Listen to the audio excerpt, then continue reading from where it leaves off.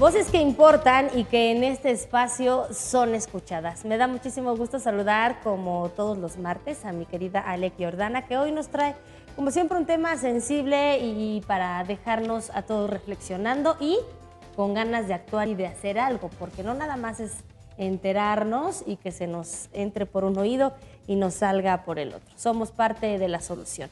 Alec, qué gusto, como siempre. Así es, querida Janet. Aldo, muy buenos días a ambos. Buenos días. Efectivamente, cuando conoces un tema, no lo puedes ignorar y no puedes ser indiferente, y justamente ese es el propósito de esta sección, en donde hace unos días platicamos sobre las personas con discapacidad y los retos a los que se enfrentan en una sociedad como la nuestra, que es inclusiva, pero solamente en el discurso, no necesariamente en la práctica. Pero hoy decidimos ponernos en los zapatos y entender la realidad de sus cuidadores, que muchas veces son sus padres, sus abuelos, sus hermanos o algún ser querido que dedica su vida a la persona con discapacidad para que pueda ser parte de esta sociedad. Vamos a ver a continuación cómo es que ellos viven el día a día.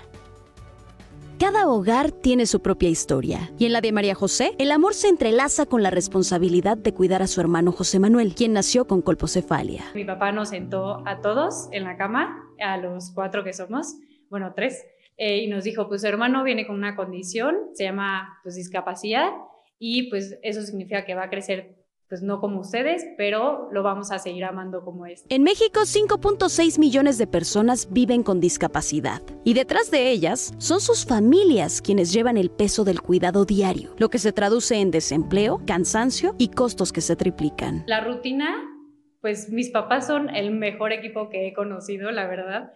Entonces mi papá lo baña, mi mamá lo despierta, le da de comer, y yo la verdad es que igual, o sea, como pues casi siempre estoy en mi casa, atiendo a José Manuel cuando puedo, ¿no? También siento que mi misión en la vida como hermana es apoyar a mis papás para que ellos también tengan ese respiro. Los datos del INEGI reflejan una realidad. Más del 90% de las personas con discapacidad necesitan cuidados permanentes, pero son muy pocos los programas que garantizan apoyos suficientes. Afortunadamente, desde el gobierno federal se ofrecen ya becas para las personas que cursan con una discapacidad.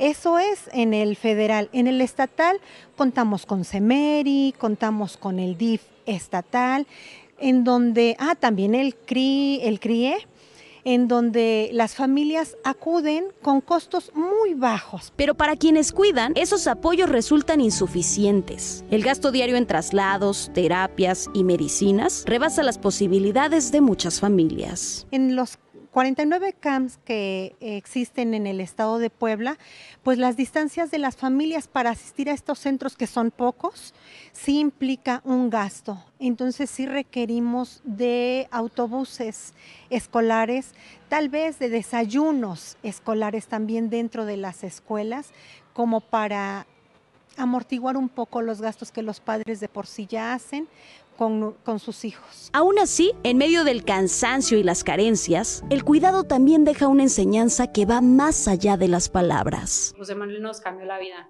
Siempre decimos, una plática que tengo con mi mamá frecuentemente es que José Manuel nos hizo crecer, nos hizo madurar, nos hizo mejores personas. El rostro del cuidado en México es el de millones de mujeres y hombres que, como María José y su familia, dan su tiempo y su vida por amor. Una realidad que exige reconocimiento y apoyo, porque nadie debería cargar solo con una responsabilidad que es de todos. Alec Jordana, Imagen Noticias Puebla.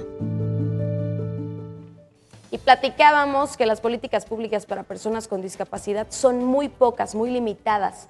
Y bueno, si hablamos de cuáles son las acciones por parte de la autoridad para los cuidadores, la realidad es que prácticamente son inexistentes, comenzando porque al menos en nuestro estado no existe un sistema de transporte público para personas con discapacidad. Tienen que ingeniárselas para poder trasladarlos. No hay apoyos económicos para los cuidadores, quizás sí para la persona con discapacidad, pero no hay ningún tipo de apoyo médico o de salud mental para los cuidadores. En el caso de María José Suárez, la persona a la que entrevistábamos es una mujer muy joven y muy brillante, que recomiendo que sigan en redes sociales. Ella se dedica a crear contenido relacionado con discapacidad, está como El Cliché en Instagram, y creo que es de estos influencers que vale la pena seguir en redes sociales porque nos hacen entender muchísimo mejor este tema que ella ha vivido a través de la historia de su hermano José Manuel. Así que síganlos en redes sociales para que como decíamos al inicio de esta entrevista, ojalá que entendiendo el tema nosotros podamos dejar de ser indiferentes y podamos darnos cuenta de todo lo que nos hace falta dentro de nuestra sociedad. Y como muchos no los tienen, perdón, en la mira, ¿no? No saben que detrás de un joven, de un niño, de un bebé, de cualquier persona con discapacidad, hay uno o varios cuidadores. Y yo he visto, amiga, y te comentaba, que muchas veces la mamá tiene que renunciar a su trabajo, tiene que renunciar a su vida también, porque hay personas que necesitan un cuidado 24/7, medicinas, terapia. ¿Quién los lleva a terapia el lunes, en la mañana, en martes, cuando te las agenden, ¿no? En el caso de que sean gratuitas. Ningún trabajo te permite ni te da esas concesiones, así que hay que cuidar a los cuidadores.